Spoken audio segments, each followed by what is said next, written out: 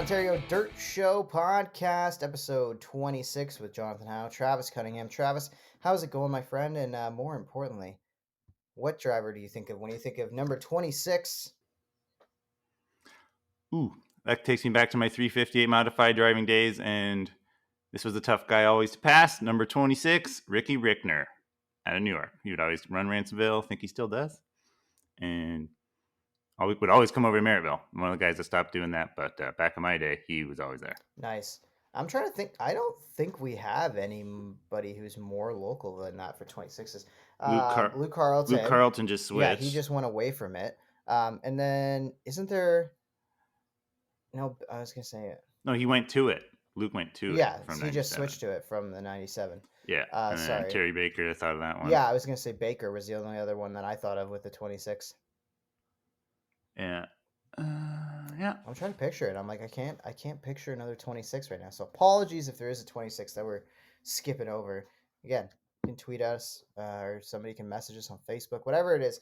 Comment on the post and tell us if there's another 26 that we're missing. Something else that we should probably get out right off the hop. Just want to send our thoughts with the Teal family as they heal after the loss of Noelle Teal.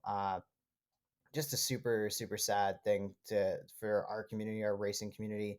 Definitely one of the brighter talents and a great role model for young girls that wanted to keep racing, because Noelle was always like this driver that had a big personality off the track. It seemed like always smiling, always had speed, and we're definitely going to miss seeing her around Southern Ontario racing. Yeah, no doubt about it. Definitely broke all our hearts last Sunday when we saw that news in the morning, and like you said, she was a bright personality at the track, and like even last week's Friday Night Thunder episode, like she was leading the B main, and me and you were calling it, and like just hit so hard, just because it was like that night. Yeah. And then like I also want to say like Braden Cooley was dating her. Like that hit me when I saw his post, because I totally forgot about that, and it like hit me again thinking about him. Like, oh my god. Yeah, it's so tough for him. Tough to talk about. Yeah, move back and then thinking about you guys. Yeah, it's definitely a sad situation. Definitely, we're our thoughts, and definitely thinking about the family, thinking about all the friends and our little racing community. It's really funny to see how quickly it goes around the racing community and how small this community really is, because everybody always has a story about somebody they know and something. So, definitely dedicating this episode to Noelle Teal and her family and friends.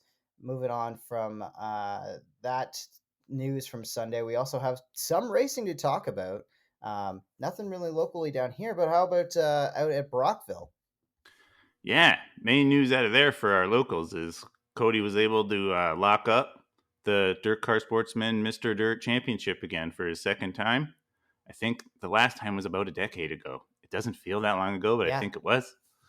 And I think so. That locks it up. I think he finished fourth in the actual race. Started 10th. I got the results in front of me. He had to go after the modified, so it probably was rubber down track. Yep. Had to throw some little elbows. I don't know, but like that's what I said to him: get the elbows out if it's rubber down. But you got it. He finished fourth. Yeah. Bobby Harrington won that Sportsman event, and then just keeping an eye on some of our other like local guys and some of the guys who are running it. Spencer Smolders up there as well inside the top 10. Yeah, I think that's a 7th, 8th spot. I'm looking at 4, 5, 6. I'm trying to count. It's not listed. Okay. It's listed alphabet or not. I think I saw him say he posted 9th. Whatever. He was in the top 10, and that was an awesome run for Spencer. Like first year in the Sportsman, struggled a little bit, had some good runs too. Typical first year, but that had to feel good towing all that way from Merlin or wherever he lives, like way out Windsor way. Well, like that is a haul to Brockville. I was gonna say it's definitely something to build off of to next year too, right? Like after the long season he had, you get to look back at kind of ending or coming towards the end of the season on top, right? Inside the top 10. Great run. Craig Hanley was also in the field in a Sportsman. Nathan Peaty made the trip out there, and Noah Mama also inside that one. Noah and Peaty, Noah in particular, finished towards the back of the pack, so I'm not sure if there was trouble there or not. Over 30 cars started, so crazy race. Yeah, it was. And then some people didn't get to race. Yeah, tons of cars there. And yeah, Cody's been. We were thinking of having Cody last week, but then Clint had him on the show, and Eric's going to have him on his race time radio show, I think. So we just want to Yeah. remind everybody we had Cody on first this year, and he broke the news that he was even going to travel the series on our show. So Exactly. and then he did it, and now you guys can all You're have him first to first, and it. we'll take him eventually. But congrats again to Cody. Yeah, I was pumped when I saw excited that. to listen in. Yeah. Yeah, I'm listening. I'm excited to listen in to what Cody's got to say on Raceline Radio and with ET, of course. And I'm so stoked for him, man. Like when we talked to him earlier in the year, you could tell like he had some fire. Like he was modest, but I think he knew what kind of car and what capabilities he had going into this year, and it was impressive, man. Like he really put on a season for the ages, and when capturing his second Mr. Sportsman or Mr. Dirt Sportsman title. That's so cool. I'm so happy for the guy. Like couldn't happen to a nicer guy too. Like we're really lucky. Like as just an announcer, you know, Travis, you got the perspective of racing against some of these guys and interacting with them in the garage. For me, like just being an announcer, walking around, Cody is always one of those guys who gives you a time of day. So it's awesome when good people are rewarded with things like a title like that. It's just I'm so happy for the Yeah. guy. The coolest thing I thought is, when I saw his post on Sunday, where he just reminded everyone the car's for sale, and he wanted all that went in with it. And he said, "You've got till the end of the week until I just rebuild it," which I think he should do. Just rebuild the code. Come on. And then, Yeah, unless you get awesome money for it, which someone, if you're looking for a winning car, clearly go get that one. And then, yeah, yeah, congrats, Cody again. What other classes and ran at Brockville? So we did have the Mods. Dirt Car Pro stocks were there, and the mini stocks, but yes, the modifieds as well. Just looking quickly over the mini stocks, I don't think there's anybody that we had really Yeah, who I have made no the clue trip on up that. there. Syracuse made the trip up, one of the locals, but beyond that, it looks like yeah, I think she was the only one who really made the trip up there to keep racing this late in the season. I think most of the mini stock guys locally here have shut it down, but Mm-hmm. good to see Sierra up there and running just outside the top 10. Good kind of mid pack finish for the 7B. And then yeah, you mentioned the modifieds. Dirt Car 358 modifieds ran 100 laps at Brockville. Chris Raby ends up winning it. Swept the Eric week. Rudolph made the trip up. Yeah. Yeah, did sweep the weekend. That's right. Eric Rudolph made the trip up over the border. Danny O'Brien finished right behind him, just outside the top five. I want to shout out JF Corvo, who kind of does both, running up there and down here every once in a while for some of the bigger races and stuff. And who else was in that field? I think that covers it. Oh no, Dalton Slack. We had Dalton kind of towards the end. I'm sure you gave Dalton a hard time about that. No, we didn't really talk about it, but I was leaving alone when I see that, because I always hate when I have a bad run and you got to face people about it. But because I'm always down in the dumps about it. But he was like 17th on Friday, and then it's just tough field down there. And like Danny O'Brien was in the team car. I think he finished 7th the one night. But then Saturday night wasn't that great. And then Randy Slack made a joke on Twitter that he fired Danny O'Brien, and Danny O'Brien said he retired. So yeah, that was kind of tough weekend for them guys, but they'll rebound and come back next year and watch for lots of wins out of 3RS camp. That's for sure. And then Rabby sweeping the weekend. I feel part of the team because I helped load that car when they picked it up at BRP last winter at like literally 7:01 a.m. Yeah, I think there's a little snow on the ground in February, roughly, and they were there early 7:01 and loaded the 01 in the trailer, and all he's done is win with it all season. So good run for Rabby. Nice. That's good stuff. Good stuff. Okay, what else did you want to tackle? You want to tackle Friesen's run, Friesen's race down. At Port Royal, I didn't even, at Matt Port Royal. That's Shepard right. is the You one said who we. won. Yeah, Yeah, it was. but Stewie had a good run going. Yes, and Matt was there. He was in the top 10 for most of it. I forget where he actually finished, but somewhere in the top 10, I think. But like, it was one of the best dirt modified races I've ever seen. Really, it was a 75 lapper, 50,000 to win. Stuart Friesen, he was the show early. He had to run the B main, had an issue in his heat. Started 24th, got the lead before halfway, and then led all the way till the end. And then meanwhile, there's guys pitting for right rears, and there's a bit of tire wear. and guys are pitting to literally like Shepherd pits, wasn't going anywhere, decides to pit, puts a fresh right rear on, changes the left rear shock, drops her down, goes back out, and then within the second half of the race, he drives her from wherever it restarted, somewhere in the 20s, I'm pretty sure. And then literally last lap, got Stu coming out of 4. And I call it the best dirt mod race no one saw, because if you watch Flow Racing, it's kind of tough break that stands were kind of empty for it, which really sucks because it was a hell of a race. Yeah, yeah, that was kind of disappointing to see. But yeah, Matt Shepard recovers from a flat right rear tire, makes the pass on the last lap. Stuart Fraser drives from 24th up to through the field. Like, it was just impressive. Like you say, the amount of stories that we can talk about from that one. Uh, I was thoroughly impressed going back and reading over this like article as I'm going through it right now. Hearing Shepard talk about, he was in traffic after having that flat. Wasn't even sure if he was going to get back to the top 10. And then all of a sudden, here he comes. Bam. He just found the top, and Found the everyone else was top. rolling the bottom. I was. And even on the last lap, like he showed Stu in 1 and 2, and he got around him almost, and they like almost banged doors a little bit down the back straightaway. But then Stu got a better run in 3 and 4, and then slid up in front of him, coming to the white. And I thought he might try, even if his tires were junk, at least try to take Shepard's line. But then Shepard probably was just going to turn him and slide him. But I don't know. Stewie just went right back to the bottom, and Shepard drove around him, and 50 grand added to the pot.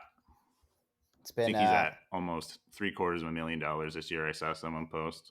I was going to he's in the high say 600, low 700,000s this year. I don't want to like.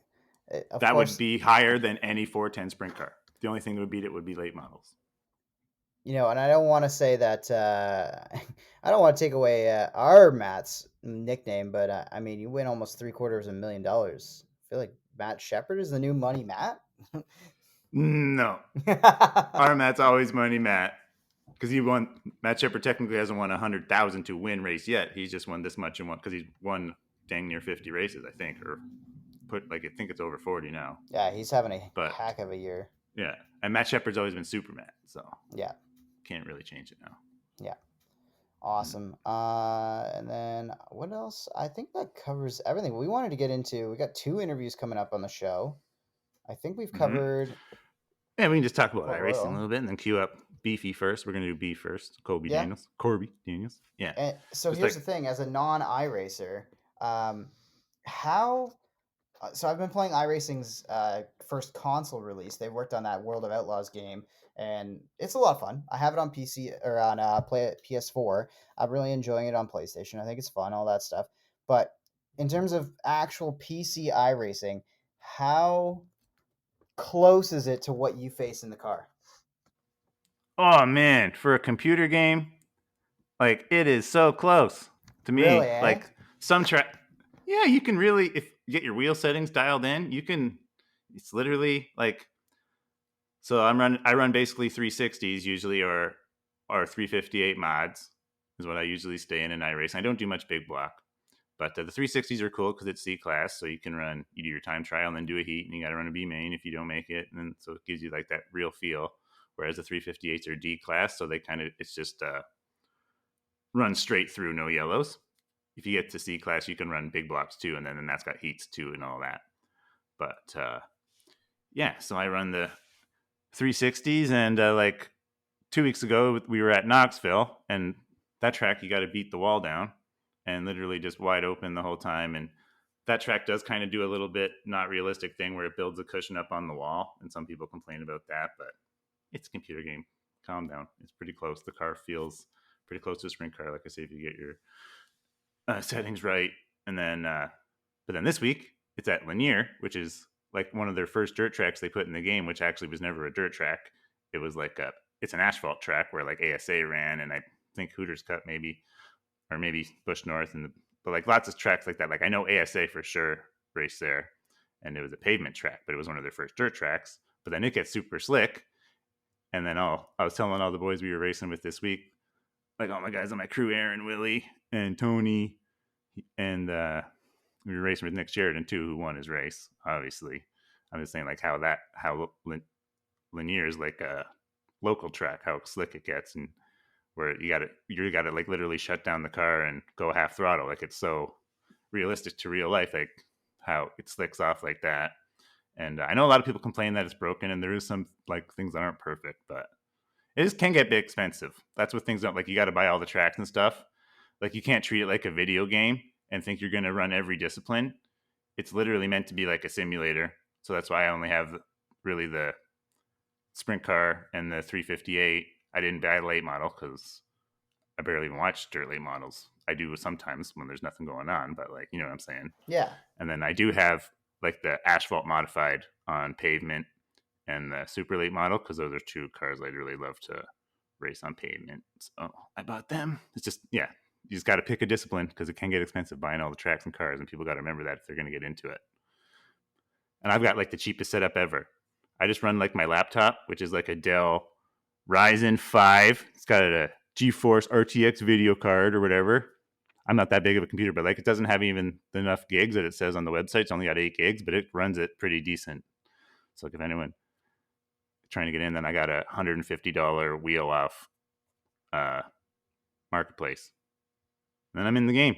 And it just basically keeps your racing brain all winter is what I use it for the mostly. Because it like the maneuvers you have to do, like if a guy slides you, turn him under it, oh, you're not going to make it, all that kind of things. And oh, this guy's going to slide me, block him, or just keeping your racing brain going for driving.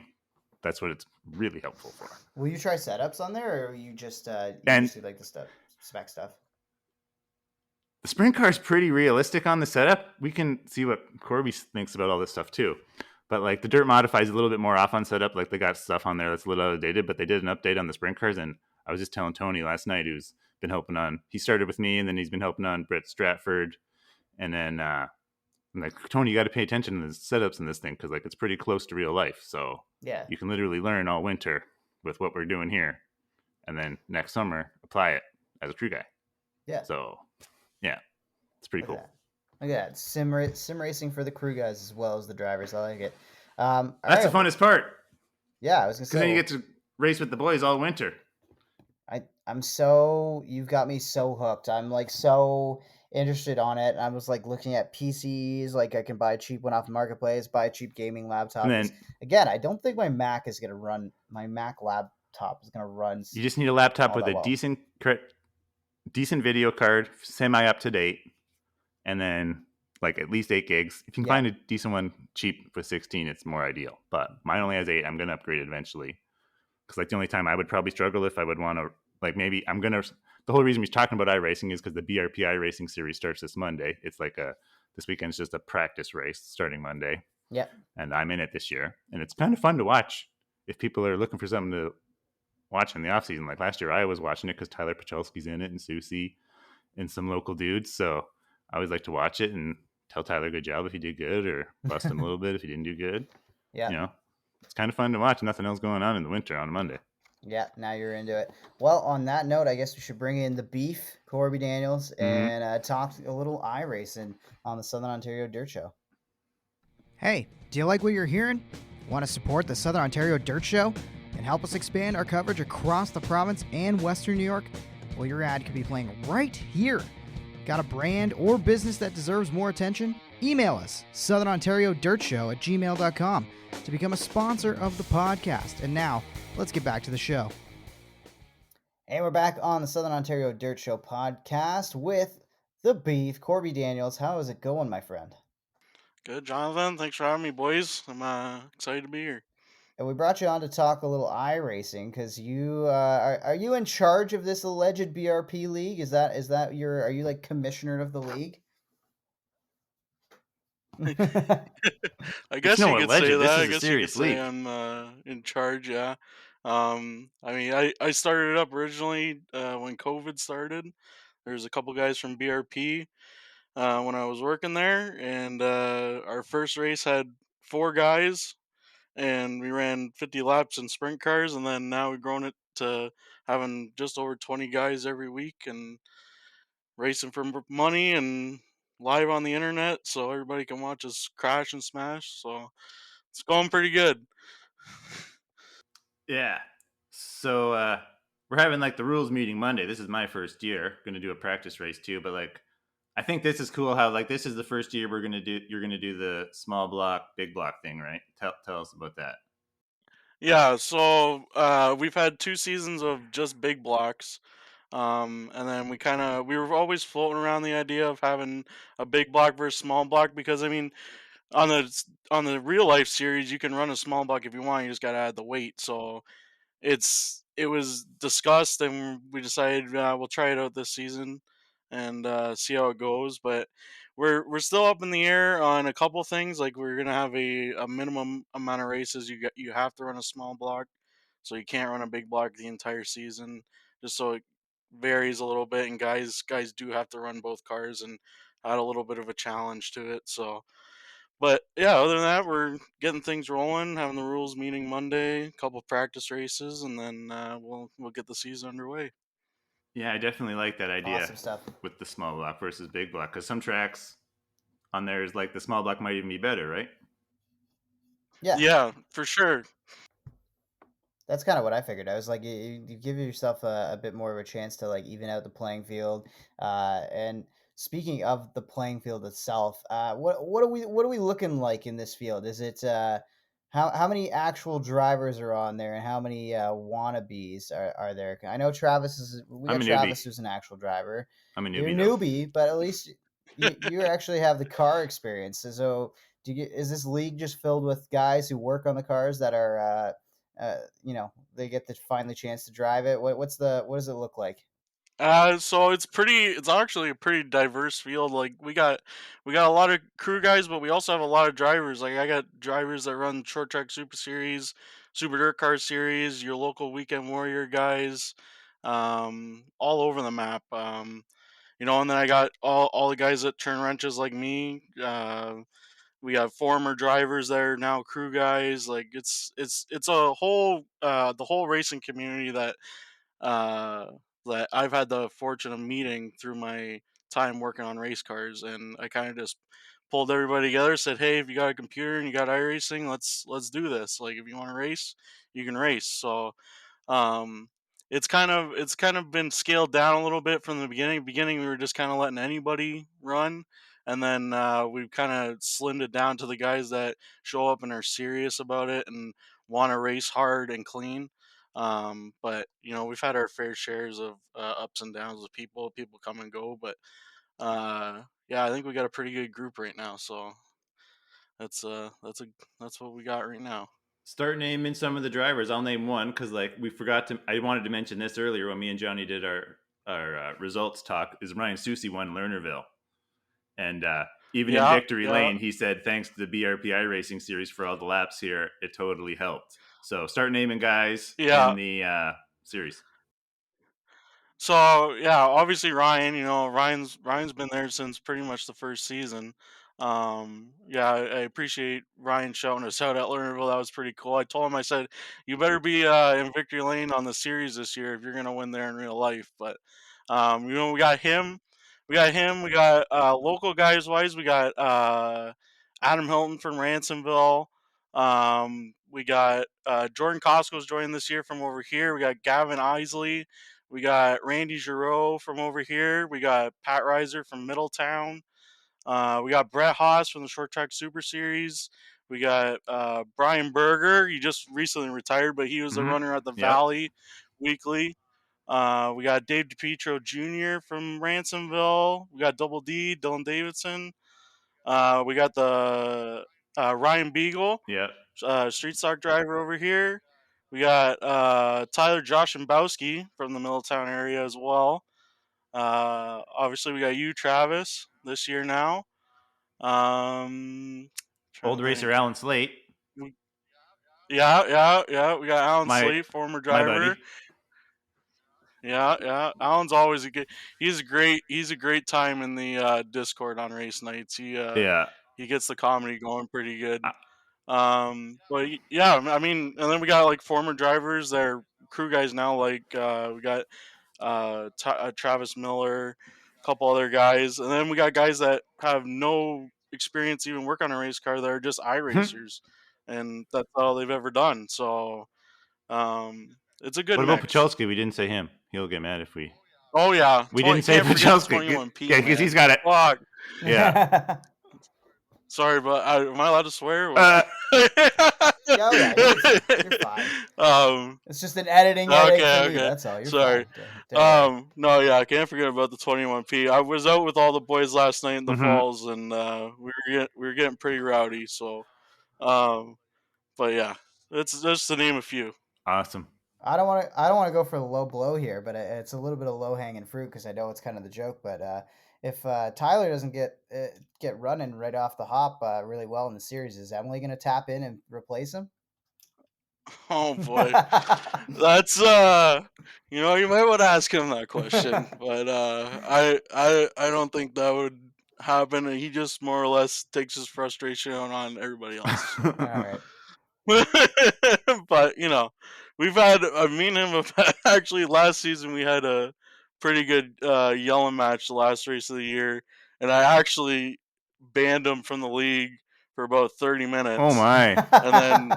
And then we cooled off and talked again, and everything was okay. So, but if you want to hear some real funny stuff, join the Discord on Mondays, and Tyler Petrelski will get you going. Yeah, he is a beauty. I love him. That's funny stuff. Oh yeah. Yep. Well, that's not now. It makes me wonder. I'm like, so, you guys are live streaming these, right? Like people can tune in and watch them. Mm-hmm. Yep. So we the first couple seasons we didn't do that, and then once I started getting sponsors coming on, and we were gonna start paying money out for season payouts, and we were collecting a driver entrance fee to pay for everything. I contacted a couple different streaming services, and we were with one service for a while, and they were pretty good, but we ended up splitting ways, and now we're actually started up our own deal, BRP TV, as this is going to be the first season on our own deal, and I got some really good guys behind that putting it together. So we're gonna work the kinks out. It's not gonna be perfect right off the bat, but it's gonna be our own thing, and we're gonna have control over what we want on it, and it should be good. Yeah, you'll be able to tune in every Monday at 8 o'clock and watch us battle it out. Well, the real question, I guess, for me then is that you guys do you need a commentator? Have you got your commentary filled on this season yet? I actually we are looking for a second commentator. We have one the guy that's actually running it for me, Joe Donahue. He's a PA boy. Um, he's running it all, and he's also a commentator, but he is looking for a co-commentator, and he's asked me if I know anybody. So I'm gonna give him your name, Jonathan. So you might be getting a message. You know what? You can come call the BRP boys on Monday. You know what? If that gets me in the Discord, that's all I need. That's all that matters to me. That's all I really want. You'll be in there. All right. You even got your own channel, booth channel. You'll be in there with Joe. Oh, perfect! I love it. This is coming together perfectly. I guess I got plans for my Monday nights through the winter now. This is awesome. I like this. Okay, so Beefs, so you're Matt Williamson's crew guy. You've signed a lot of his wins that got him the name Money Matt. Give us a couple stories from maybe the celebrations, or you just being there, or being there for the Centennial 100 win, or just give us something like that. Yeah. Some stories. Okay. I mean, so I started with Matt in early 2017, beginning of 2017 season, and we had a pretty good season that year. And then 2018 was kind of when we started rolling, catching some steam, and we had the first big win that I was a part of was the win down in Charlotte. Mm-hmm. When he won in Charlotte on the Friday night. That was, I mean, I would compare that party to the $100,000 party, and it was only for 8,000. So that was a pretty big one. We partied down in Charlotte with the King brothers. Shout out to the King brothers, Rusty and Cooter. That was the night Daryl climbed the bike at Iron Thunder in Charlotte, so that was pretty cool. But yeah, I mean, we've had some crazy times and some big wins, and I appreciate Randy and Matt let me work on their hot rods and let me be a part of it. But you know, the biggest one obviously is the $100,000, and it was insane staying on pit road and watching them come across the line, and you're just like, holy crap, what the hell just happened? Yeah. Especially with all the drama that night with the rain delay, and then starting back up, and the Stewie crashing at the end, and why? I mean, in the end, it really didn't matter, but why? Obviously, there's that famous video of Ray screaming at Jeff saying if he caused the caution, he needs to go to the back. Mm-hmm. And they never put him there, but that's okay. Matt just pulled away anyways. So, but obviously it's stiff competition down there. So you got all the guys, Stu, Shepard, everybody. So, but yeah, the party was insane. They had the victory lane up in front of the bar, and before Matt even got there, Paul Went, one of his car owners, actually went over the bar, got a bunch of buckets of Bud Light, and brought him over to the car. And then when Matt got out, he did the Stone Cold with the beers and stuff on top of the car. Nice. So that was sick. And we rolled out of tech at 3:30 in the morning. Pushed the car back to the trailer, singing "Oh Canada." Oh my, I love and then we left the track at 4:44, which was pretty cool for Ray, because he was Brian's old crew guy back in the day. So we after the 100 grand race, we really didn't even party. We drank a couple of beers, but we were in the trucks and heading back to Canada by 5 in the morning. So that's awesome. It's pretty crazy. Unreal. Yeah. I like the OK. Yeah, there's a lot more stories, but I can't disclose details on some of them. Yeah, we're a PG show here. Yeah. I remember the Charlotte one to start with, because like he blew up a motor, remember? Or like he won the heat, qualified good, but then found a motor problem or something. You guys had to change the motor, adversity, so that's why probably that one felt so sweet, right? Oh yeah. Like we had our ERD big block in, and it was running great. It happened to push a rod, and we were done. So Randall went over to Larry and John White, and they had a backup motor that they were willing to rent us. It was a Kevlar, so we popped that in on Friday morning, and ended up winning the heat, and then starting near the front. I don't remember exactly where he started, but we ended up pulling away with the win. So yeah, that was definitely the first big one, and one that I'll never forget for sure. Yeah, that pretty much. He had a couple bigger wins like that, but that's like the one that started his rise up, right? Yeah, like after that, 2018, we finished. That was the end of 2018. We finished that out strong, and then that we were still on torsion bars at that time, and then 2019 we were doing okay, and Matt said, I want to try this. I want to switch to a coil only car, and Randall said, okay. So we put together a car, and the momentum just kept steamrolling, and 2019 we just pushed through and had that crazy year, and just try to keep the momentum moving. Yep. Awesome. I wanted to circle back to iRacing here, and I asked Travis a little earlier in the show about the realism of iRacing and how close it feels like, as somebody who works on the race cars and are around them all the time, in terms of setting up these dirt cars for iRacing and for sim gaming. How close do you feel iRacing gets it to reality? I mean, from what you're able to do to the car and what I know you can do to a car, it is pretty close. Like there's obviously some things that you're never gonna be able to do compared to real life, but as far as setting up a car, there's so many options on iRacing. Like you can change whatever you want. I mean, our series is a fixed series, so we just run the fixed iRacing setup, and for the longer races, I add in fuel.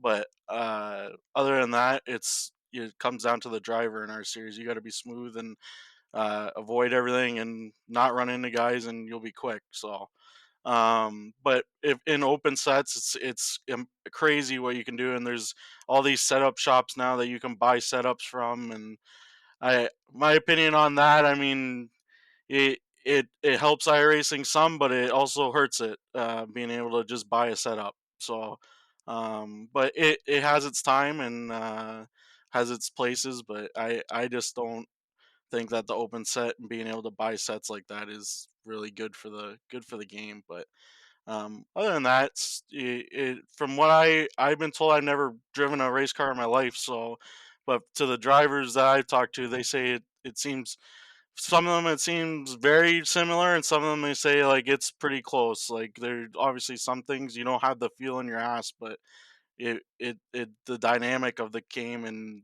the way the cars move is very similar. Yeah, the feelings in your hands with the force feedback, and if you get your settings right, that almost gives you ass feelings in your hands. Exactly. Yeah. Yeah. Nice. Yeah. What else is All I right. gonna say? Well, what I want to say the last one before we get you out of here, Beef. Yep. How we handicapping Travis in this league? Like, where are we thinking Travis is going to run in this iRacing league? I'm just hoping not to wreck anybody and get dirty messages. I mean, I don't know. I've seen him run I think 2 races now. So and he wasn't wrecking anybody. So as long as he can keep his nose clean and he avoids some wrecks, yeah, I'd say he's in for a couple good top 10 finishes, maybe even a win if he can scoot it out. So, but win would be out of pretty tough sledding. It's tough. Listen, I started the thing. My best finish is a second. I've never even won. So it's tough sledding. Like these guys take it seriously, and you got to be on your game every Monday if you wanna run good. Everyone says the modified, which I don't have quite as much experience in. I run a lot more sprint cars, but I have been running a lot more modified lately, trying to get tuned in. But like the modified definitely simulates like the coil setup real good in left side panhard bar, which everyone switched to now.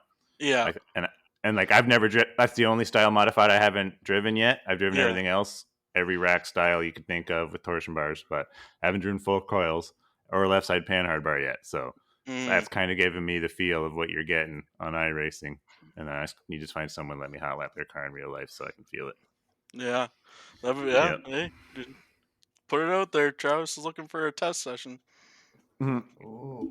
Flash said I could do it, but we just never set it up this year. Hey, why don't you just buy the 71? Oh, I know. Slap a motor in it. You're good to go. He's going sprint car racing now. He's done. I know.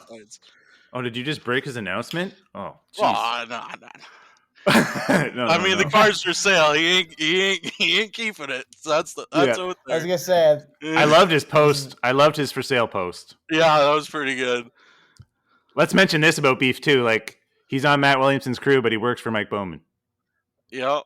Yeah, there's sometimes you got sometimes you got to tip the line, you know, but it's no, I love working for Mike and the Bowmans at Seaway. So shout out to Seaway Fluid Power and everybody there. They're it's a great company to work for, and you know, I get to talk racing with racers all day with Brent, Matt, Mike, my brother. Everybody there is pretty much a race fan, so it's pretty fun at work. Yep. Awesome. All right. Well, looking forward to the start of this BRP league. I just thought of this, and I'm like, as much as I'm trying to get on this to announce, I'm like, I'm out of town on the first Monday, so I'm like, hopefully, I'm gonna be streaming this from the concert I'm at in Toronto or something. Keeping up on it.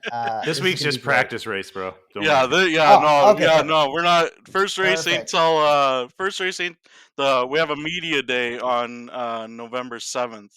And then the following Monday is the first actual race. So. Okay, well in that case, I'm gonna be not messing around on the BRP iRacing series. Yeah, for real, media day for iRacing. This is awesome. This is gonna be some intense coverage.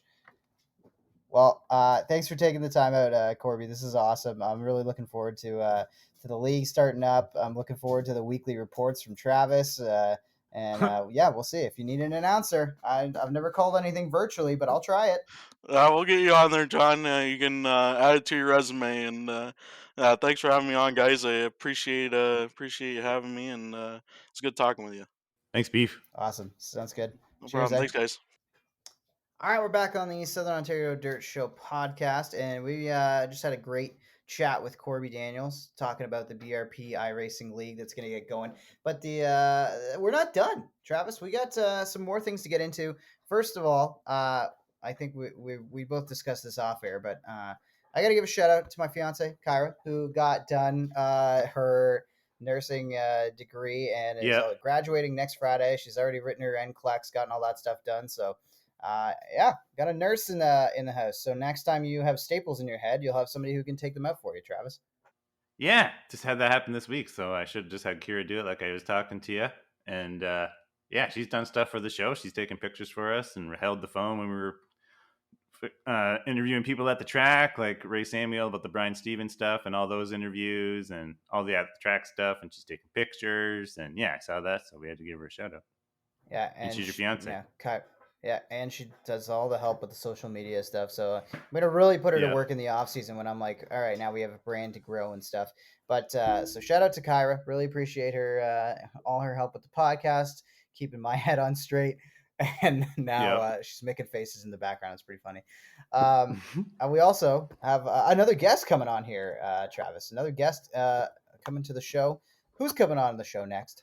It's going to be Daryl Turford. Daryl is a former sprint car driver. He used to run SOS back in the early days, like early 2000s to mid 2000s.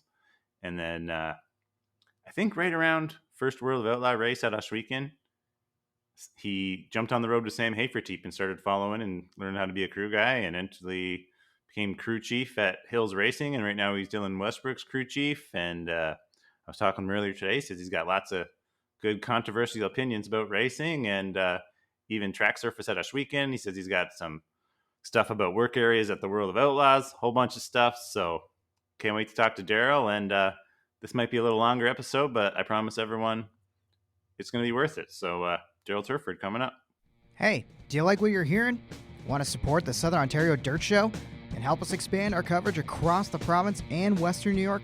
Well, your ad could be playing right here.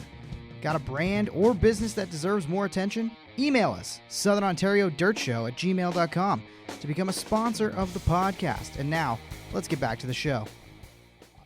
And we're back on the Southern Ontario Dirt Show podcast with Daryl Turford. And as their screen names popping up here, Big Papa Daryl. I like that right off the hop. Travis was pointing that one out. Is that just a common nickname? Is that a racing nickname? Where does that come from? Just anytime I see someone, I call them Big Papa. Nice. I like that. That's a good one. Yeah. So, Daryl's definitely a big personality in the racing community. Started off as a racer himself back in the old SOS days, and then got a crew deal with Sam Haferteep. And so tell us about your life in racing. Yeah, my dad raced super modifieds. So we had a super modified in the garage the whole time growing up that I walked by and never touched to go play hockey in the driveway. Mm-hmm. And then around when I was in college, I told my dad I didn't really want to be in college to race. And he said if I was serious about that, we'd start making a plan to race. And I don't know, probably when I was around 21 or 22, I basically started saving up money and funded my own race team.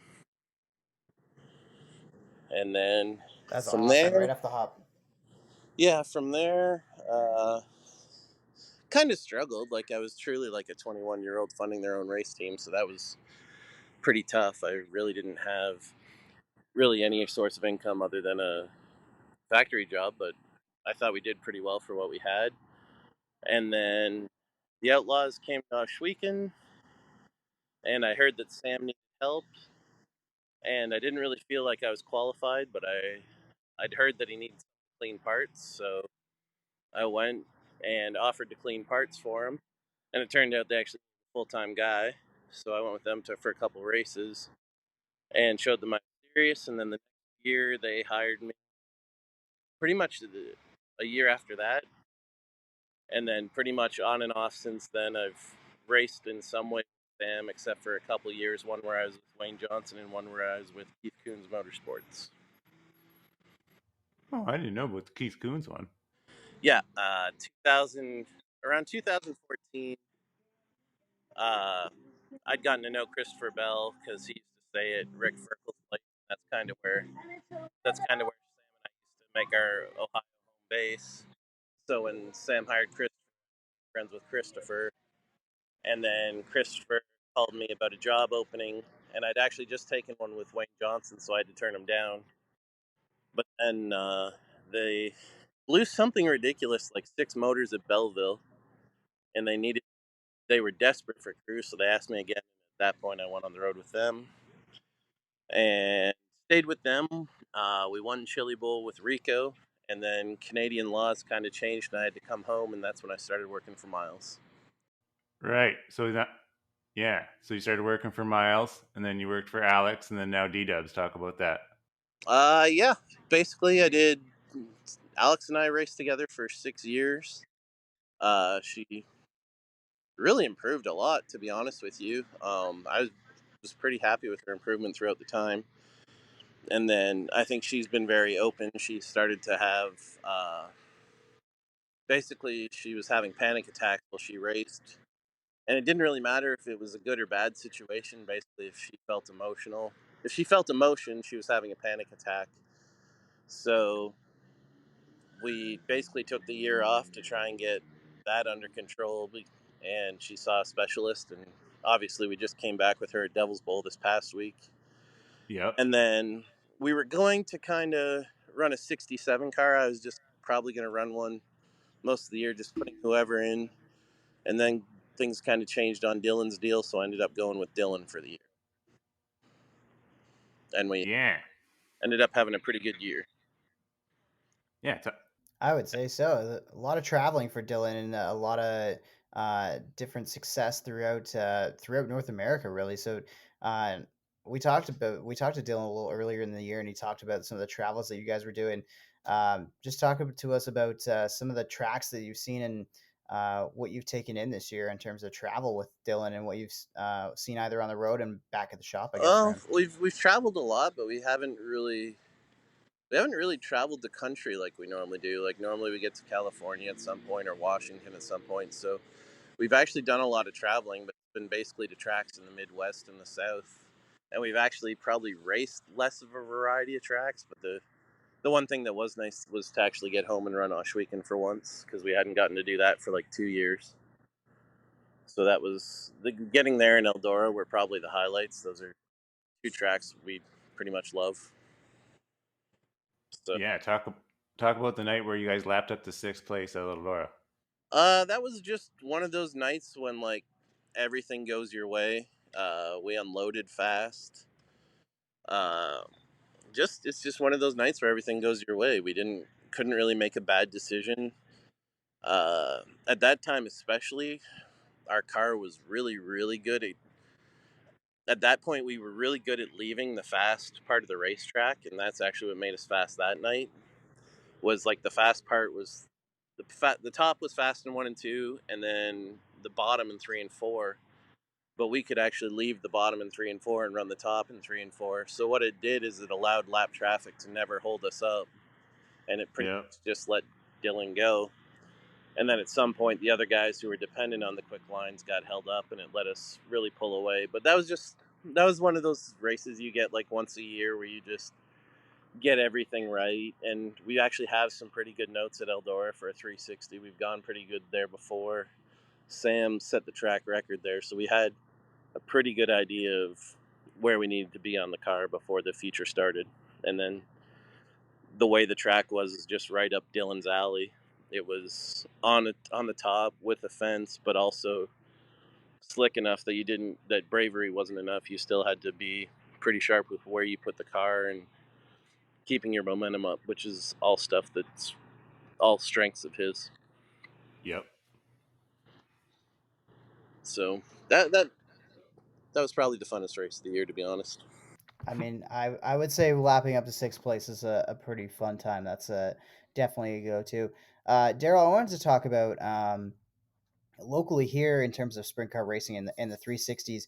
We have two kind of different tours that are going not necessarily against each other, and it's not that nobody's asking anybody to pick one or the other, but just talk about as someone who kind of started out in the SOS sprint tour.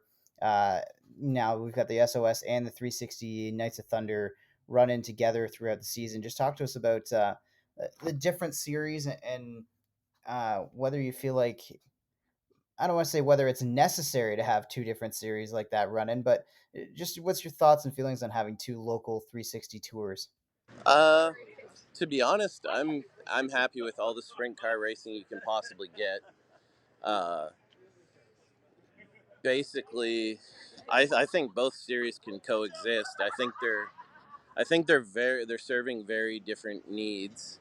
I think in the case of the SOS, it's more for the smaller budget guy, and to be honest, it's more for the old school racer that kind of came up the last 20 years, where I think the action sprint tour, I think it caters more towards today's racer, and I think there's a place for both of that.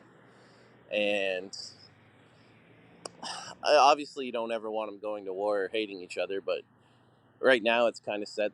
One group has these tracks and one group has those tracks, and to be honest, I don't think it's that bad, as long as it stays like that. Just as long as the tracks are booking races, I don't really care who sanctions it. I just want sprint car races. For sure. Yeah, I totally agree with you there. But the only other thing, like if the SOS could find a sponsor or something, maybe just kick up the purse just a tiny little bit. Yeah. I totally think both could coexist. Yeah. And like last year we shared Merrittville. Yeah. I think like there's no reason, or like we didn't share Merrittville. Like one was the one and one was the other, but like there's no reason we couldn't share Merrittville in the earlier. I hope. People, you know what I mean? always talk about the SOS purse, and to be honest, my dad and I were very much involved in the SOS purse. And our thinking of it was like, and I think we've been proven right. We were to keep a series strong. Dad and I were trying to keep, and the other people involved with the SOS, we were trying to keep the lower buck guys coming to the track. I mean, our thinking was we could pay $600 or $1,500 to win, and either way, Glenn Steyer's racing and Hills Racing are showing up. So they're coming anyway. So you might as well try to get the guys who maybe are not sure if they're coming, and that was the thinking behind the purse, and that was the logic behind a higher start. Paid a higher start, and you weren't killing a tire. So we were trying to really keep the guy who was like iffy on coming. We were trying to keep that guy coming, knowing the rich teams were going to come anyway. But there's kind of been a shift, and now people, like back then, we also focused heavily on the purse with the points with the SOS. And there's kind of been a shift where no one really cares about points anymore. And I think you're seeing that. I don't know if it's happening fast enough, but they're moving from having a points fund to higher paying races, and I think that's kind of the trend in the way they got to go. That's personally like what I think works the best. Yeah, like it used to be like you really, really cared. Like that SOS points fund at the end of the year would be like a really nice chunk of change, and you could upgrade something significant on your car. But it just seems to be most people don't think that way now. It's kind of a different generational thing. They'd rather have the money to help them week to week than through the off season. I don't know if that's good or bad. I wouldn't comment either way. It's probably based on your individual team, but that seems to be the trend. Yeah, I know. It's just tough. Like Ashweekend always used to have. I don't know what it is now, but like I'm pretty sure it's the same. Like 1,000 for 10th and stuff, 5,000 to win. That's pretty good stuff. Yeah, like the Canadian Nationals is phenomenal. Like for the longest time, I couldn't get Sam to run it. And then the way I actually sold Sam on it was I basically showed him like, hey, we can lose the Canadian Nationals and run 5th and still make pretty decent money. So that's always been a nice one. Now it's just trying to get other races that maybe don't pay 10,000 to win, but pay like 3,000 to win, 4,000 to win, 5,000 to win. That would be a nice next step for our area. Yeah, and for me, like if you can get like 10th to pay like 400 or even like 300 to start, or like a special, absolutely 400 to start, or like this year we had the 3 Canadian Nationals that were 1,000 to start. Like that for me, little guys like me, that's so huge. Like if Clint can pull that off next year too, that'd be insane. Stuff like that. I'm sure for a team like John Burbridge Racing, I'm sure that was like massive for them. Yeah, he made 2 of them, so there you go, $2,000 right away for Johnny Burbridge. Yeah. I never made $1,000, and I made an all-star race and never made $1,000. That would have been my highest payday. Yeah, I have a couple outlaw starts under my belt. Sorry, I had to show off a little. 3 actually. Oh yeah, here he goes flexing on everybody. And then who's counting? Yeah. So, all right, let's get into some of your controversial topics. So, oh geez, which one do you want to start with? Track prep at Ashweekend or outlaw? Oh, whatever, whichever. Okay, let's just start with the way we were talking about it earlier. So, like, you hate double file restarts and the work area. Yeah. And so go with that. The double file restarts, I think, I understand it from an entertainment standpoint. I understand people want excitement and blah, blah, blah, but I pretty much feel like a sprint car going around a racetrack, even just by itself, is plenty of excitement. And I don't feel like there's a fan who's ever gone, you know what, I was going to go to this race, but they're doing a single file restart instead of a double file restart. I don't think it's put a single extra person in the grandstands going to double file restart. And all I've ever seen is it just tear up more equipment. So on that end, I hate it. And then I just want to shake my head at the drivers that think they want it because they envision how they're going to make up a spot or two every restart. And that's not reality. The reality is, in double file restarts, usually at that time the track's pretty defined. For example, we did a double file restart in the dash at one of the Canadian Nationals. We were running second, and we were pretty much fifth on the restart because Paulie Colagiovanni got to start in the nice spot, and we had to start in the crappy spot of the track, and all of a sudden we're fifth. And I feel like people don't think about that happening to them. I think people don't think about having all the talent in the world, but it doesn't really matter if some guy spins in front of you and you got nowhere to go. I just think people are really short-sighted on double file restarts. In terms of work area, I think people don't remember how quick races used to go. I think now it's like perfectly acceptable to have like a 30-minute outlaw race, and to be honest, I think that's terrible. I can't stand being at Ohsweken Speedway when someone goes to the work area, and I'll straight up say it's benefited our team the most. We got 4 or 5 cars that come to the track, teams that come to the track, and I've seen some of the repairs we've made because we have 97 people doing it. And to be honest, I think it's a really unfair advantage. I think our team has fixed stuff that other teams couldn't fix for no other reason than we just had more people, and I don't really think that's right. Yeah, I definitely like that take about it because, like, in the car, like when you're not getting the 2 minutes to fix your stuff to get out there and get your points or get your extra money or get your extra spot in that B main, like when you're out there in the car, that 2 minutes feels like 2 hours, and like you just want to get going. It is, especially when the lap when counter you're in the says like stands, 6. it feels like 2 Yeah, hours. I totally know what you Yeah, mean. in the stands, it feels like 2 hours. Yep. And it's like, this is... I was gonna say, even from my perspective, of being in the booth, when I've got 2 minutes to kill because you guys we're sitting there working on things, like it definitely affects the flow of the race. Like you say, like there is no reason for a 30-minute and the same people that are telling you they want double file restarts for entertainment are the same people killing the entertainment with a 2-minute work area. Yep. It's so I think it comes down to, like, from my perspective as somebody who has never driven, never worked on a car, but has watched a lot of racing in a lot of different series.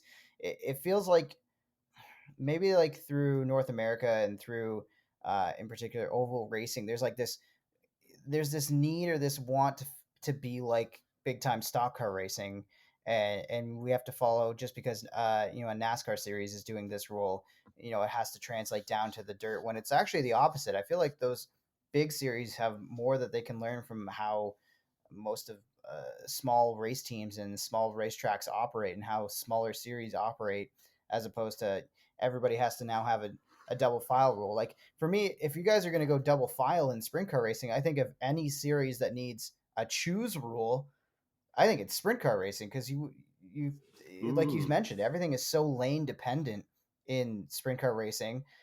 Like if I was starting second and I know the bottom line's not going to work, I'll happily line up second on the outside just to give myself that position.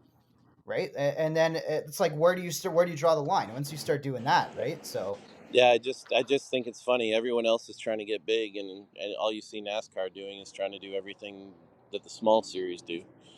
The Outlaws are, I mean, right now the Outlaws are kind of like what NASCAR wants to be, and at the same time, all sprint car racing wants to be is like Supercross. It's kind of funny to watch, to be honest with you. Yeah. So you said in our little chat earlier, like you saw something in the work area maybe once that like maybe a bigger team. Oh, just the way the Outlaws brought it in to me was just absolutely rotten. Yeah. And it goes back to favoring the big teams. We were at Dodge City, Kansas, and there was a red flag, and Joey Saldana was driving for KKR, and he was parked in turn 2. But if you know Dodge City, Kansas, the opening is in turn 4. So Joey's guys had a little extra drive on their four-wheeler. Well, at the time, you were only allowed 2 guys in the work area on the 2-minute rule. And so they went out on the track. They went to turn 2. And if you're a guy like me, this is more so open red than the work area, but the same idea. There I am by myself because at that time I was the only crew guy for Sam. And it's like I'm carrying 5 gallons of fuel, a funnel, and an air tank, screwdriver. I'm trying to do all this crap as one guy, and then KKR with their 2 guys couldn't get the stuff they wanted done because they were parked in turn 2, and it ended up causing a fight in turn 4. And sure enough, one race later, here's the Outlaws coming around with a petition that everyone signed to allow unlimited crew guys on the track, and there was 2 teams with 1 guy, myself and Adam Bruff working for Chad Kemena. Who do you think were the last 2 people they had sign it after they showed us the list of every other team signing it? Like, I just think stuff like that favors big teams is rotten, and those are the moments you see it where it's like, it wasn't an accident that the 2 teams with 1 crew were the last people shown that piece of paper. It was basically to pressure us into doing it, like they weren't going to do it anyway, and it's just one of those rotten moments. Yeah. Where you just, and I just, what's nice about my situation is I feel like almost everyone who works at Hills Racing has been a budget racer. So I feel like we don't really think like rich teams. Like I think we're more aware of small teams because that's basically all we worked for before we got our chances to do something more. And I just think it makes me more aware. And when I see stuff like that, when I see stuff like us in the work area with 4 teams changing a torsion bar, while other teams with their 2 guys are lucky to change a tire, I don't like it. I don't feel like we've accomplished anything by beating someone in that position. Yeah, I definitely like. Yeah, go ahead, Johnny. Well, I even just think of, like, I think of you, Travis. I think of you, like, during wasn't it during the Nationals you had some front end suspension damage, and it's like, what could you have done if you had like the numbers of a KKR performing at the Canadian Sprint Car Nats, right? Like, it for me, what you're saying, Daryl, makes total sense because if you, it's almost like what's wrong with limiting your crew guys? Like, even, not to bring it back to NASCAR, but they have a rule about how many guys you can have over the wall to pit a race car. Why can't dirt racing have something similar where if you're going to have a work area period, you got to limit that number? I'd even say it's such a good point. if you're set on a work area, okay, but you can only change a flat tire. That's what they do at Merrittville with the 358s. 1 lap to change a flat. Would be fun to see how that worked in Outlaws, All Stars, everything. It takes about 1 minute and 20 seconds under normal circumstances to change a tire.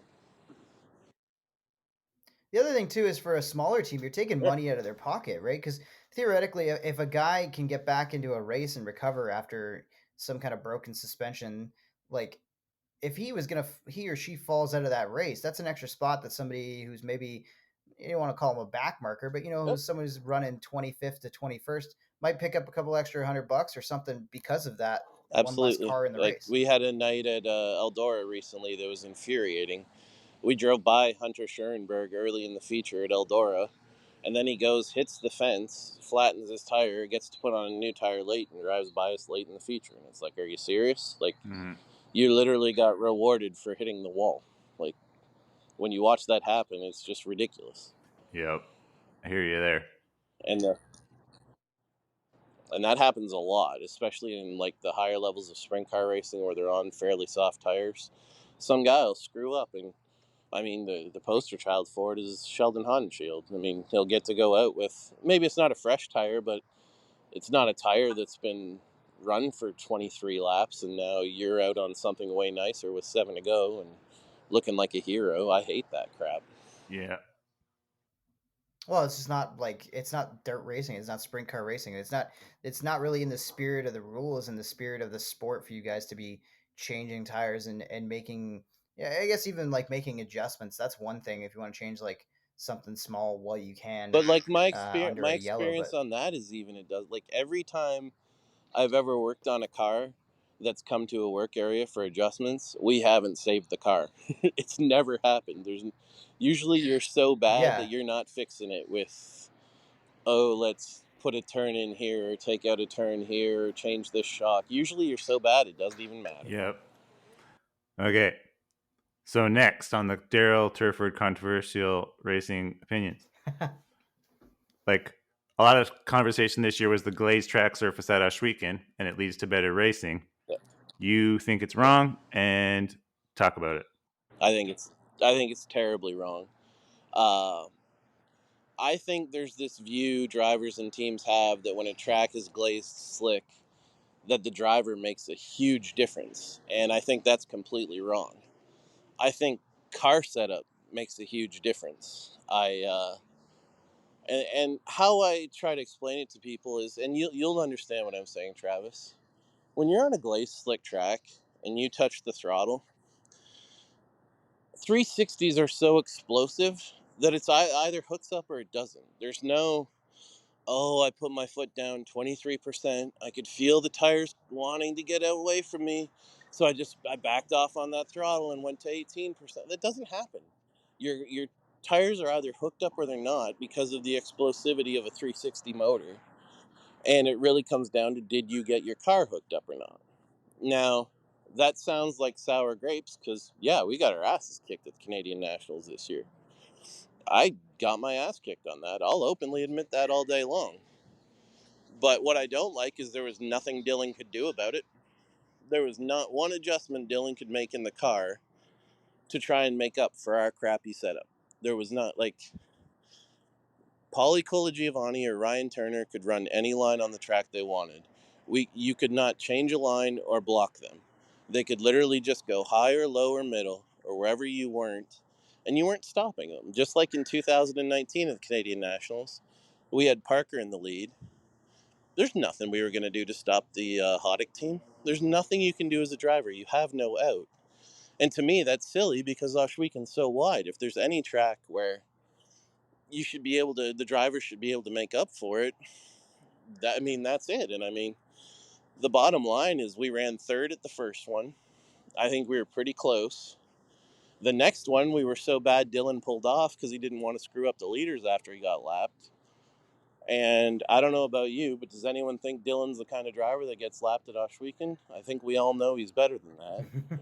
So if that happens, that tells me the driver's not making a difference in the car. And that also tells me I did a really terrible job. Yeah, that's the main thing. Yeah, it's all about the setup at that point too. But and the other example I give is like Mikey Krechka. Okay, had a great, phenomenal Canadian Nationals, the last one, right? All three Canadian Nationals were fairly glazed, though. He wasn't really relevant at the other two. Is that because Mikey Krechka sucks on the glaze? No, Mikey's very good on it. He just missed it the other two nights, and he got it the other night. But the two nights he missed it, you can't make a difference. The driver doesn't make a difference. He can't do anything to save it. Yeah. That's why I don't like glaze. Like, there's no, oh, I'll change my line and that'll help. Like, you can look at the lap times. Like, guy goes high, guy goes low. There's no difference. All you can hope to do is to accidentally be in the way of the guy that's faster than you, and you're not going to accidentally be in his way for 35 laps. Yeah, I know. So what do you want to see that makes better racing, in your opinion, Daryl? Top and a bottom. like you can look at those Canadian Nationals that were epic, and they had glazed tracks, but guys had options. If Jessica Zemkin wanted to putt around the bottom, she won the 2004 Canadian Nationals. Brian Howland putting around, like, the best Canadian Nationals, when you look back at them, are generally when someone's putting the bottom, or in Steve Poirier's case, ripping the middle and sliding himself, but someone else is doing the opposite. Those are the best Canadian Nationals. When two people are doing the opposite and they come out of the corner and they're side by side, that's the best racing. Those, like, when you look back at those Canadian Nationals, the races where people had options on where to go were the epic Canadian Nationals. I'm not against glaze, but you got to give people something to, like, A tiny cushion way up on the bottom and a little strip on the bottom to make a little bit of brown, and then it's the perfect track in the world. And literally, that's I totally agree. Yep. And like people think, like our team is known for just like all three of our nationals, we've won, or 2 or 3 or whatever. We've all won on the top. I got no problem if there's a bottom. If there's a bottom and someone beats us down there, more power to you. I'd prefer if there was a bottom down there. A bottom at Ohsweken would make more lower dollar teams relevant. But when there's no option, when a driver can't do anything to improve their situation, I don't think it's ideal. And I also think there's a skill to having a car that can, like in Poirier's case, or like when we're running the top, it's not just we're trying to do a setup that just rips the top. We're trying to do a setup that rips the top, but at some point someone's going to be in our way.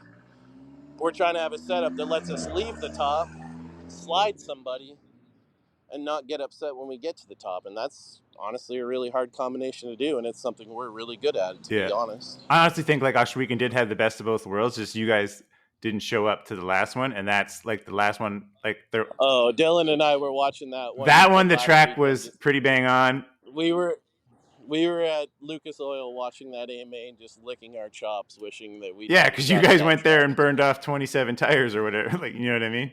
Oh, it was terrible. Yeah, like you guys should have stayed home on that one, in my opinion, because that was Dylan Westbrook City that weekend. He would have won the Friday night by a lap. Our team burned up 4,000 the first night in tires, 4,000 the second night in tires, and it wasn't like we were fortunate. Dylan and Sam locked in. We didn't have to run any preliminary stuff on the Saturday, and we still burned up like 2 sets of tires. Like, it was terrible. Yeah. It's just, that's this fine line though, right? Between dead slick, where it's like, where it gets so slow that like you can't do anything, where it's slick but still a tiny bit of bite, whereas you can move around.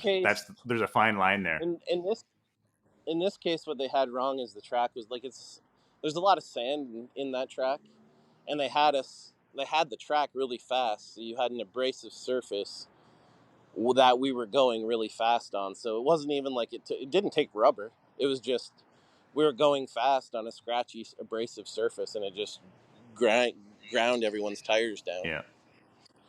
To where every time you hit the track, you were throwing out tires. Yeah, that's my worst nightmare. And we're actually, a guy like me can't do that. Yeah, we're very lucky. We're very, very, very lucky in our area geographically for tire wear.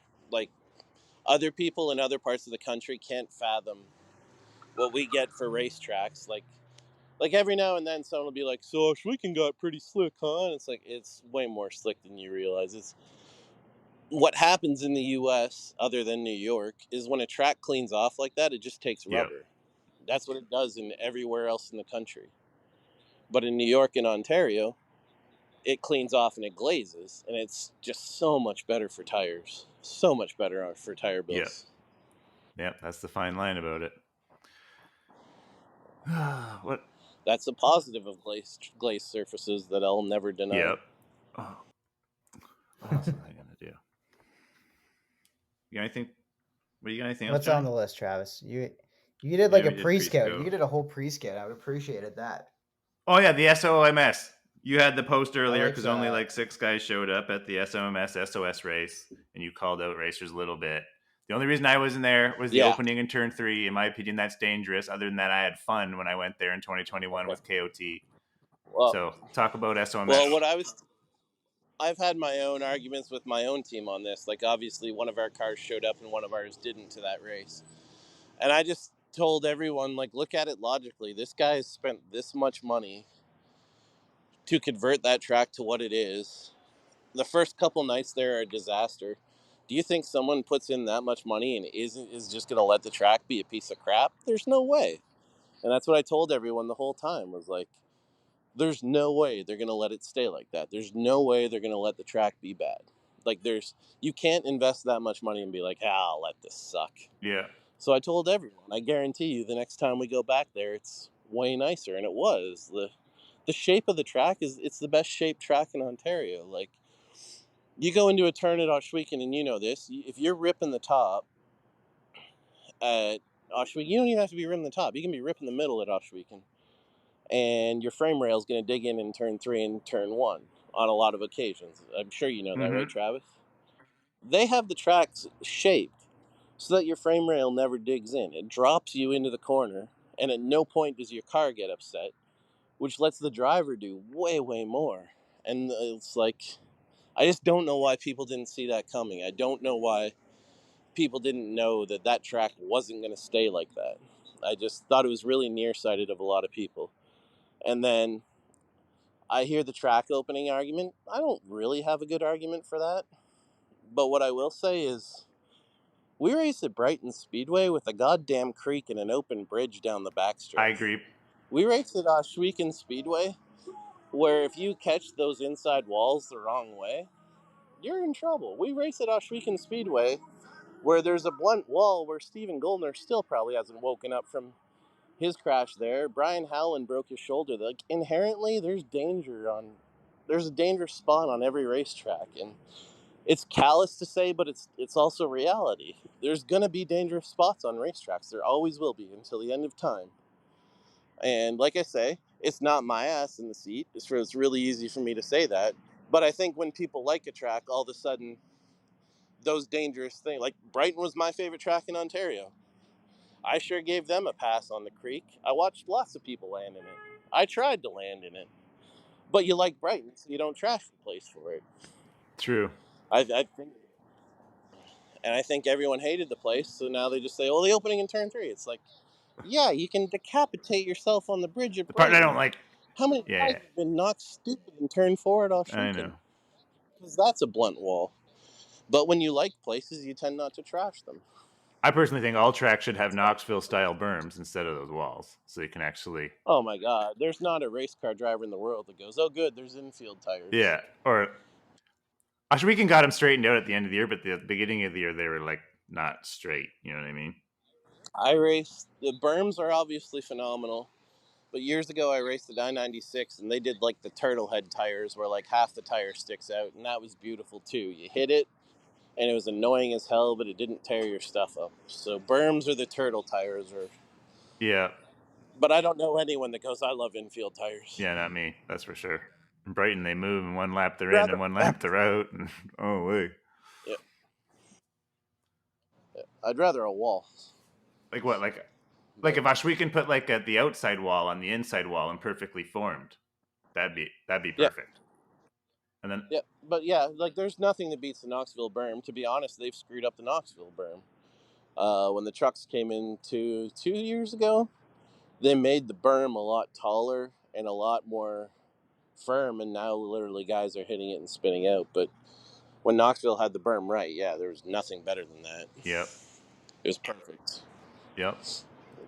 Yeah, it was beautiful. It really doesn't surprise me to hear that Knoxville got screwed up by the truck race, because that's been a disaster since they went there. No matter what, it seems like, whether it's the actual racing product, what they've had to do to the racetrack, it's kind of tough to hear about Knoxville. Yeah, other than that, the place is awesome, but it has changed the racing. Like, what used to happen at Knoxville is the exits of turn 2 and turn 4 on the inside were vital. Like, you could draw like an 80. Well, we did this. Sam's first year driving for miles, we drew an 80, and we were able to time in third quick because not everyone could hit the bottom, but if you could hit the bottom late, you could still time in with someone up front. And that dynamic's kind of changed because they've made it so tall now that if you hit it, you're in big trouble. So now no one runs it in qualifying. So now it's still slimy in qualifying. So it's hurt a lot of the track, but Knoxville's still Knoxville. Yeah. All right, man. All right. And Travis, does that cross everything off the controversial? Yeah, that's it for controversial stuff that we covered today. Yeah, I don't know. I'm sure there's gonna be more that pops up next year. I don't even think of it as controversial. I just think of it as stuff that, opinions. like, no, just like when you think past the surface of what you would initially think. I think there's more stuff where you just think longer about it, and I don't even think it's really controversial. I think when a person really thinks about it past the 2 minutes, yeah, there's other answers. Yep, I hear you. Yeah, it's just what happens when you just explore an idea or a topic below or just beyond surface level stuff. All right, Daryl, we'll get you out of here on this one. This is a question we ask everybody who's had I some already know seat this time. question. Uh, Knoxville all in a right, okay, so 410 you know all it. day. So then, all right, so you have one car, one racetrack, Knoxville, and a 410. Yes, I sir. like it. Quality answer. I don't know why I would expect anything else from a sprint car Yeah, guy. if you want a non-common one, I-55 in a 410. Still pretty common. That's just one more thing I want to say Okay. about Daryl. Okay. Okay, what's a track no one's heard of that's badass? What's a I've heard of badass most of one? them, but I don't count. Thunderbird Ooh. Speedway in Oklahoma with a 410. Oh, I think I've heard of it, but can't really picture that one. Long straightaways, high banks. Oh yeah, It's pretty sweet. yeah. I just want to give a shout out to you, man. No, Salina High Banks in Oklahoma. That's where I'd run. Salina High Banks in Oklahoma, 410. That's the answer. There you go. Yeah. Perfect. Shout out to you for coming over to my pit earlier and saying you listened to the show earlier in the year and just giving a shout out because it was awesome that you said that. Well, and then we had to get you on. That's what happens when you travel. When you travel, like our average drive was something like 14 to 17 hours. So what do you think we do? We listen to podcasts. Yep. So we can only listen to music for so long. You need something that stimulates your brain. True. Yep, I love it. Thanks for coming on, man. Yeah, no problem. Thanks for having me. Thanks for listening. Thanks for coming on it. Daryl Turford, everybody. Thanks for being a part of the show. Thanks, awesome, guys. You're doing awesome stuff. And the checkered is out on another episode of the Southern Ontario Dirt Show. Be sure to rate, review, and subscribe for future episodes. Connect with us on Facebook, Twitter, Instagram, and TikTok at Southern Ontario Dirt Show. Have a question for the show? Email us, southernontariodirtshow@gmail.com. Thanks for supporting local racing in Southern Ontario, and we'll see you at the track.